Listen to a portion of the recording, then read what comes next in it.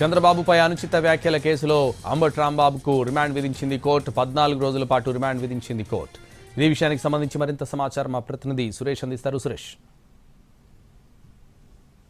కొద్దిసేపటి నుంచి జరుగుతున్న వాదనలు పూర్తి స్థాయిలో విన్న స్పెషల్ మొబైల్ కోర్టు న్యాయమూర్తి ప్రస్తుతం అంబటి రాంబాబుకు దాదాపు 14 రోజుల పాటు కేసులో రిమాండ్ విధించిన పరిస్థితి ఉంది. మరో కేసులో ఆయనకు బెయిల్ లభించిన పరిస్థితి అయితే ఉంది. అయితే ఇప్పటికే నల్లపాడు పోలీస్ స్టేషన్ సంబంధించి ఆయనపై జరిగిన మ్యాన్ హ్యాండింగ్ సంబంధించి న్యాయమూర్తి దృష్టికి తీసుకెళ్లిన నేపథ్యంలో అదే అంశానికి సంబంధించి కూడా న్యాయమూర్తి ఆయన స్టేట్మెంట్ ను రికార్డ్ చేసిన అనంతరం కొద్దిసేపు మళ్ళీ ఆయన కొంత విరామం ఇచ్చారు. అయితే అటు పూర్తి స్థాయిలో అటు పోలీసుల రిమాండ్ రిపోర్ట్ తో పాటు పీపీ వాదనలు, అదేవిధంగా అంబటి రాంబాబు తరపున అడ్వకేట్ పొన్నవల్ సుధాకర్ రెడ్డి వాదనలు పూర్తి స్థాయిలో విన్న అనంతరం ఓ కేసులో ఆయనకు బెయిల్ మంజూరు చేసినప్పటికీ మరో కేసులో ఆయనకు దాదాపు 14 రోజుల రిమాండ్ విధించిన పరిస్థితి అయితే ఉంది. అయితే ప్రస్తుతం ఆయన్ను ఎక్కడకు ఏ జైలుకు తరలిస్తారనే అంశం మాత్రం కొంత స్పష్టత రావాల్సింది. ప్రస్తుతానికి ప్రాథమికంగా రాజమండ్రి జైలు అని చెప్తున్నప్పటికీ కొంత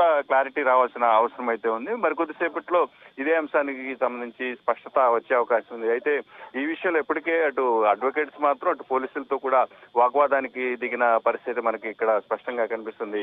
మరికొద్దిసేపటికి మాత్రం పూర్తి క్లారిటీ వచ్చే అవకాశం ఉంది. సంతోష్, అయితే దీనిపై రిమాండ్ పై మరి హైకోర్టుకు వెళ్లే అవకాశాలు ఉన్నాయా అంబటి రాంబాబు? సురేష్, ఏదైతే ఈ రిమాండ్ సంబంధించి అంటే స్పెషల్ కోర్టు ఇచ్చిన తీర్పును సవాల్ చేస్తూ రేపు ఖచ్చితంగా వైసీపీతో పాటు ఆయన కుటుంబ సభ్యులు కూడా హైకోర్టును ఆశ్రయిస్తామని చెప్తున్నారు. అటు పోలీస్ స్టేషన్ లో ఆయనపై జరిగిన మ్యాన్ హ్యాండ్లింగ్ తో పాటు ఏదైతే పూర్తి స్థాయిలో ఇక్కడ జరిగిన ఘటనలను కూడా హైకోర్టు ముందుంచే అవకాశం ఉందని మాత్రం వాళ్ళు చెప్తున్న పరిస్థితి అయితే ఉంది.